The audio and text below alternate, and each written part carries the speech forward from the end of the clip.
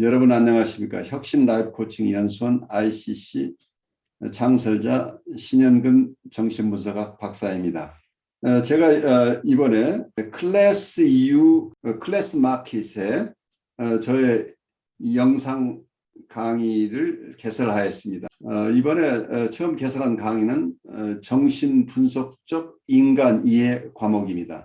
제가 하는 강의 내용을 여러분께서 잘 아실 수 있도록 이 과목의 소개 영상과 첫 번째 강의 정신분석학의 정의와 두 가지 기본적 가설을 주제로 한 강의 영상을 여러분께 소개합니다. 이 두 개의 영상을 보시고 더 관심 있으신 분들은 직접 제 클래스 사이트로 들어가셔서 클래스에서 어떤 것이 진행되는지 검토하시고 여러분 주위에 있는 분에게도 제 강의가 있음을 알려주시면 고맙겠습니다. 여러분 감사합니다. 여러분 우선 오늘 처음 강의 시작하는 날 여러분이 느끼는 것 잠깐 나누는 시간 갖죠.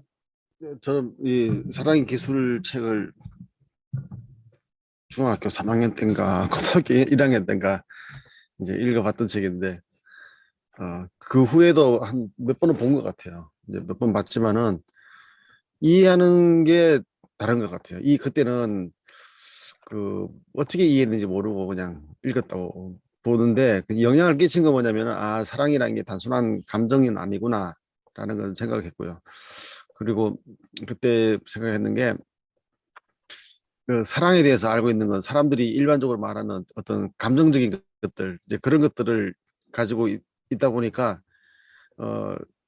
뭐랄까 이 책에 대해서 조금 같이 생각하고 사랑이라는 게 단순한 감정은 아니다라고 생각했던 사람들과의 이야기에서는 사랑에는 의지도 들어가고 뭐도 들어가고 해가지고 단순한 정도 이상의 감정 이상이라는 걸 같이 이야기 나눌 수 있는데 이제 그렇지 않은 사람한테는 이게 그 로맨틱한 사랑 이야기라든지 뭐 옛날에 유행했던 게 뭐 러브 이즈 해가지고 조그만 그림 그려가지고 뭐 함께 있는 거 뭐 하는 거 이런 뭐 그런 것들이 유행했었거든요. 이제 그런 걸 가지고 막 사랑은 이런 거다 저런 거다 할 때 대부분이 뭐냐면 그냥 감정적인 것들에 대한 표현들로 그렇게 일반화시킨 거죠. 말하자면 아까 말씀하신 것처럼 이제 그런 건데 이번에 이제 같이 공부하는 거는 이제 뭐랄까 ICC에서 같이 공부하고 정신분석적인 공부를 한 다음에 이제 다시 또 이제 보게 된다는 생각을 하면은 우리 좀 더 깊이 공부할 수 있지 않을까 할 수 있지 않을까 그런 생각을 하면서 시작하게 된 것 같습니다. 저는 이 책을 한 번도 안 읽어봤거든요. 그래서 굉장히 기대를 하고 있고 점점 더 사랑하는 것이 별로 그렇게 단순한 일이 아닌 것 같다는 생각이 들면서 굉장히 많은 내용이 담겨 있을 것 같고 굉장히 기대가 됩니다. 사랑은 기술인가? 그렇다면 그 기술에는 노력과 지식이 필요하다. 또는 사랑은 우연한 기회에 경험하게 되는 유쾌한 감정이며 운만 따른다면 빠지게 되는 그런 것인가? 이 작은 책은 전자의 기초를 두고 있으나 현대인들은 대부분 후자를 믿고 있다. 그렇다고 현대인들이 사랑을 중요하게 여기지 않는다는 것은 아니다. 현대인들은 사랑을 갈구하고 행복한 사랑의 이야기, 불행한 사랑의 이야기를 그려놓은 수많은 영화를 보고 시시한 사랑의 노래들에 귀를 기울이고 있다. 그러나 사랑에 관해 배워야 할 것이 있다고 생각하는 사람은 거의 없다. 이러한 특이한 태도는 독립된 경우 또는 복합된 경우 등 몇 가지 전제에 기초를 두고 있다. 대부분의 사람들은 사랑의 문제를 사랑하는, 다시 말해서 사랑할 줄 아는 개인의 능력의 문제로 보기보다는 주로 사랑받는 문제로 생각한다. 그들에게 있어 사랑의 문제는 어떻게 하면 사랑받을 수 있는가, 어떻게 하면 사랑스러워지는가 하는 문제이다. 그들이 이 목적을 추구할 때는 몇 가지 방법에 따른다. 남자들이 주로 애용하는 방법은 성공해서 그의 지위가 허용하는 범주 안에서 권력과 부를 얻는 것이다. 여성들이 즐겨 사용하는 방법은 몸을 가꾸고 옷 치장을 하는 등 자기 자신을 매력 있게 만드는 것이다. 남녀가 공용하는 또 한 가지의 매력적으로 만드는 방법은 유쾌한 태도와 의미 있는 대화수를 익히고 유능하고 겸손하고 둥글둥글하게 처신하는 것이다. 사랑스러워지려는 여러 방법은 성공하기 위해, 즉 벗을 얻고 사람들에게 영향력을 발휘하기 위해 우리가 사용하는 방법과 같다. 사실상 현대 문명 속에서 사는 대부분의 사람들이 사랑스럽다고 말하는 경우 그 의미는 본질적으로 통속적 인기와 성적 매력이 혼합된 것이다. 사랑에 관해 배울 것이 없다는 태도의 배경이 되는 두 번째 전제는 사랑의 문제는 대상의 문제이지 능력의 문제가 아니라는 가정이다. 사랑한다는 것은 쉬운 일이고 사랑할 올바른 대상의 발견이 어려울 뿐이라고 사람들은 생각한다. 이 태도에는 근대 사회 발달에 기인한 몇 가지 이유가 있다. 그 한 가지 이유는 사랑의 대상을 결정하는 데 있어서 20세기에 일어난 커다란 변화이다. 빅토리아 시대에는 전통 문화에서 그랬듯이 사랑은 결혼까지 이어지는 자발적 개인의 체험은 아니었다. 오히려 각자의 가문에 의해서 또는 결혼 중매인에 의하여 또는 그러한 중개인의 도움 없이 인습에 따라 이루어졌다. 결혼은 사회적 요인에 의해 결정되었으며 사랑은 일단 결혼이 결정된 후에 성숙되는 것으로 생각되었다. 낭만적 사랑의 개념이 서구 사회에서 보편화된 것은 최근 수세기 동안의 일이다. 미국에서는 인습적인 특성이 완전히 없어지진 않았지만 대부분의 사람들은 낭만적 사랑, 즉 결혼까지 가야 할 개인적인 사람의 체험을 추구하고 있다. 사랑에 있어서의 자유라는 이 새로운 개념은 확실히 능력의 중요성에 비해 대상의 중요성을 중대시켰음에 틀림없다. Most people see the problem of love primarily as that of being loved. 우리가 사랑에 관해서 항상 문제 삼고 있는 건 자기가 사랑을 받지 못했다고 사랑할 수 있는 능력, 사랑받지 즉, 못함을 사랑의 문제로 대부분 가져오고 있는 거죠. 러브라고 볼 수 있습니다.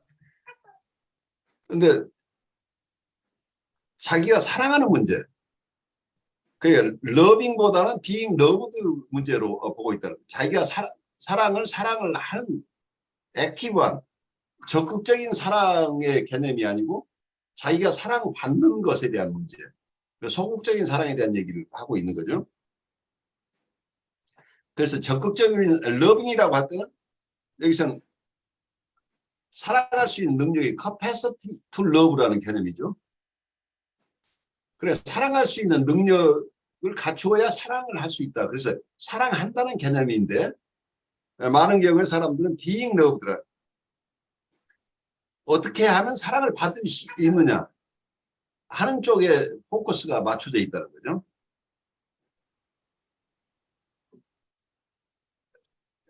그래서 각자 사랑을 얻겠다고 하는 것 자체가 자기가 사랑을 하는 것을 전제로 한 얻음보다는 먼저 어떤 경우에 어떻게 하면 사랑을 얻을 수 있을까. 그러니까 대상을 잘 찾아내면 사랑을 받을 수 있다는 쪽으로 가는 거죠.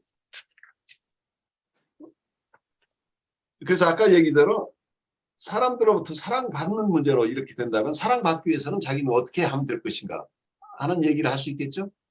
그래서 사랑받기 위해서 남성들은 자기가 어떤 부를 쌓거나 권력을 얻거나 그래서 사람들로부터 권세와 이런 것을 가지고 매력적인 사람이 되려고 하고 여성들은 자기 바디를 매력적으로 하거나 좋은 의상을 갖춰 있거나 하는 쪽에 더 초점을 맞추게 되고 그래서 자기가 매력적인 사람이 되고 사람들이 탐낼 만한 사람이 되는 것. 그래서 누구나가 저 사람하고 사귀고 싶어 라는 대상이 되고 싶어. 그런 대상이가 됨으로써 누군가로부터 사랑을 받겠다는 거죠. 그러니까 자기가 사랑하겠다는 데 방점이 찍힌 게 아니고 어떻게 하면 사랑을 받을 수 있는가라는 쪽으로 가는 거죠. 그러다 보니까 굉장히 사교적이고 모든 사람에게 상냥한 이런 태도를 개발하고 그래서 사람들과 친해지는 방법 마치 이게 처세술 비슷하게 되는 거죠. 아마 제가 젊어서 카네기에 그때 책 이름은 정확하게 나지 않지만 친구를 얻고 성공하는 법 뭐 이런 처세술 책을 봤었던 것 같아요. 그 당시로는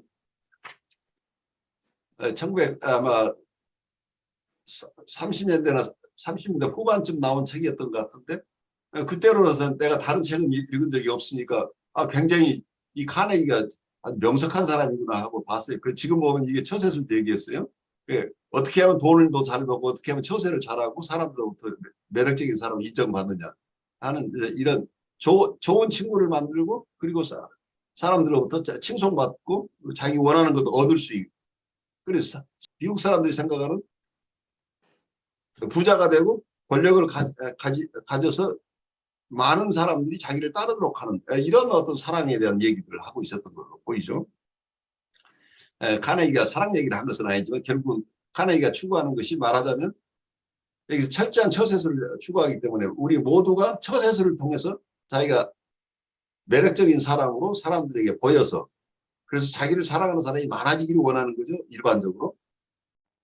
이러한 통속적이고 세속적인 사랑의 개념과 달리 순수한 의미에서 사랑이라는 개념은 사랑할 수 있는 능력, 즉 the capacity to love라고 볼 수 있습니다.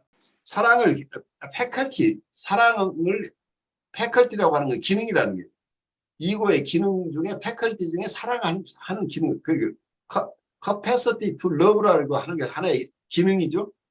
이러한 기능에 관한 얘기인데 많은 분들은 이것을 love object, 사랑 대상에 대한 문제로 보고 있다. 그래서 어떤 대상만 만나면 매력적인 대상만 만나면 나는 사랑할 수 있다라고 보는 거죠.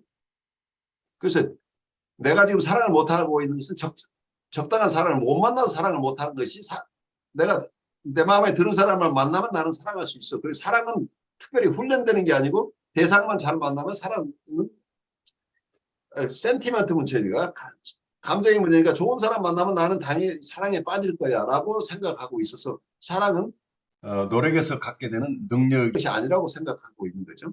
그런데 이걸 기능이라고 본다면 사랑은 이웃을 사랑할 수 있는 능력이라고 하는 것은 아무에게 주어지는 게 아니라는 얘기예요. 자기를 사랑할 수 있는 능력을 가진 사람만이 이웃을 사랑할 수 있다는 이런 깊은 얘기까지 우리가 가게 될 텐데 사랑의 문제는 심플하게 대상의 문제가 아니고 자기의 문제라는 러브 아브젝트가 나타나지 않아서 내가 사랑을 못하는 게 아니고 나는 나를 바르게 사랑할 능력이 없어서 이웃도 바르게 사랑하지 못하고 있다 하는 이런 펑션, 기능의 문제로 봐야 된다. 이 대상의 문제가 아니라 사랑 대상의 문제가 아니라 기능의 문제로 보고 있는 게 어떤 여기서 프롬이 첫 번째 부분에서 강조하고 있는 것으로 보여요. 저는 이게 그때 중고등학교 시절에 이 책을 보게 된 이유 중에 하나가 그 사랑의 기술이라는 한글 번역된 제목을 보고는 비웃었어요. 제가 무슨 기술 같은 소리 하고 있냐. 그래서 이 책이 그 뭐랄까요, 그냥 싸구려 책이라고 생각했었죠. 그때 제목만 봐가지고는. 근데 그 영문 제목을 딱 보고 나니까 또 생각이 달라지더라고요. 아, 이 기술이 그 기술이 아니구나. 그래서 아트라는 말을 쓰고 있어서 이상하네. 그 보통 기술 그러면은 뭐 테크닉이라든지 그런 방법적인 것들 많이 이야기하잖아요. 그래서 그걸로 생각해가지고 사람 꼬시는 기술이냐 뭐 그러면서 비웃었는데 아트라는 걸 딱 보고 나서 이 책은 좀 볼만하다. 그때는 에리 프롬이 누군지도 몰랐고요. 근데 왜 그렇게 생각했냐면은 저는 어린 시절에 별로 사랑을 못 받는다 생각을 했었어요. 이제 그게 이제 뭐 그 가정에서도 왜 형제 서열이 있고 그러잖아요. 그럼요. 예, 그런 상황 속에서 제가 둘째 중간에 끼어 있으니까 항상 소외되었다는 생각을 하게 되니까 그 사랑받지 못하는 존재라는 느낌이 드니까 그 다음부터 뭐가 문제냐면은 사랑을 받지 못하면 사랑할 줄도 모른다가 되는 그렇게 되잖아요. 그러니까 저는 그런 정서적인 쪽에서 약하기 때문에 도대체 사랑이라는 게 뭘까? 교회에서 막 사랑 이야기하는데 그 의미 자체를 모르겠다 이거죠. 왜냐면 교회에서 말하는 그 사랑이 정서적인 거라면은 나한테 그 신앙 속에서 그게 느껴져야 되는데 그런 느낌 없이 오히려 더 뭐랄까 정서적인 것보다는 그냥 의지적인 것들이 더 강하게 느껴졌거든요. 예, 그래서 그런 것 때문에 상당히 고민하고 있는 상황 속에서 이 책을 그때 이제 알게 돼가지고 뜻도 잘 모르지만은 읽어 나가기 시작하면서 이제 첫 번째 딱 됐을 때 이 챕터를 딱 하면서 생각났던 것이 사랑이라는 게 그렇게 뭐랄까요? 여기서 말하는 대로 내가 사랑받기 위해서 뭔가를 자꾸 애쓰고 하는 문제가 아니다라는 것을 이제 생각하면서 이제 거기서부터 시작이죠. 그래서 그때부터 좀 더 흥미있게 쭉 봤던 그런 기억들이 납니다.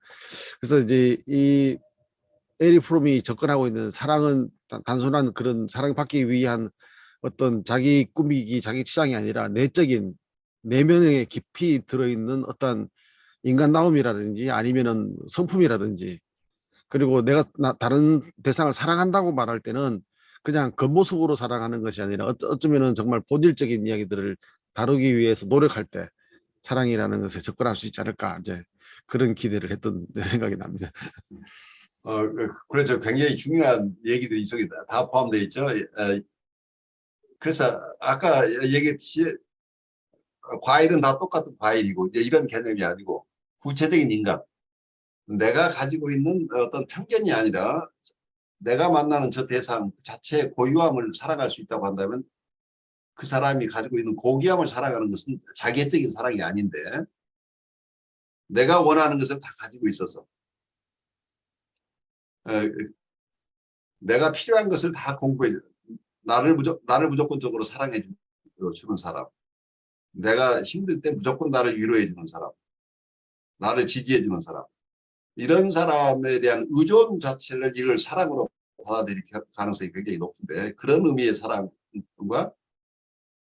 그러니까 어떤 면은 이건 모성적인 사랑이죠. unconditional love과를 우리는 굉장히 익숙해야죠.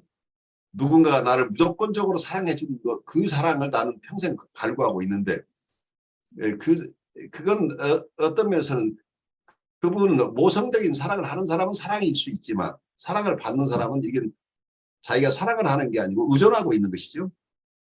지나친 의존의 상태에 있다는 것을 우리가 이해해야 되는데, 그래서 사랑과 의존을 우리가 구별해내는 것부터 우리가 많이 생각해 봐야 될 부분이 되겠죠. 나를 무조건적으로 사랑해주는 대상, 그러니까 내가 원하는 것을 다 채워주는 것은 우리가 아주 초기에 심바이오시스 경험에서부터 오는 것들인데, 아이들이 성장 과정에서는 그런 사랑을 무조건적으로 필요하지만 우리가 어른이 된다고 하는 것은 그런 사랑이 있으면 좋지만 평생 우리가 그런 사랑을 받고 사는 게 아니고, 우리는 성인이 된다고 하는 건 우리가 사랑하는 사람으로 다른 사람을 수용하고 그분의 고유함에 동참하면서 그분이 성숙해 나가는 과정에서 더 동료로서 같이 갈 수 있는 힘이 있어야 이게 참으로 그 대상을 귀한 대상으로 여기면서 사랑할 수 있다, 사랑한다, 이렇게 얘기할 수 있을 텐데, 그 대상이 내가 필요할 때 항상 나를 무조건 지지해주고, 어떤 경우에는 내가 틀리더라도 무조건 옳다고 해주고 내 편이 돼주고, 이런 어떤 대상을 우리가 끊임없이 찾고 있는 경우들, 우리가 임상에서 여러분들이 많이 만나죠. 임상에서 만나는 분들은 치료자가 어떤 설명을 하거나 해석을 해주는 것을 그대로 받아들이는 것보다는 자기 뜻대로, 자기 원하는 방식으로 있어달라, 발언도 자기가 원하는 것만을 해달라, 이제 이런 것들 때문에 여러분들도 다 그 어려움들을 겪죠. 그래서 참으로 사랑한다고 하는 건 그 대상이 건강하게 성숙해 가고 성장해 나갈 수 있도록 같이 가주는 존재가 돼야 되는데, 그런 존재보다는 어떤 그 대상이 나에게 요구하는 그 사랑이라고 하는 것은 자기가 필요로 하는 것을 공급해주는 어떤 공급하는 서플라이어, 공급자 역할만 해달라고 하는 거죠. 그러니까 우리가 가지고 있는 거 뭐든 자기가 필요한 거 다 내놓으라고. 그래서 이제 이런 의존적인 상황의 사랑을 사랑이라고 느끼는 분들이 임상에 오는 많은 분들이에요.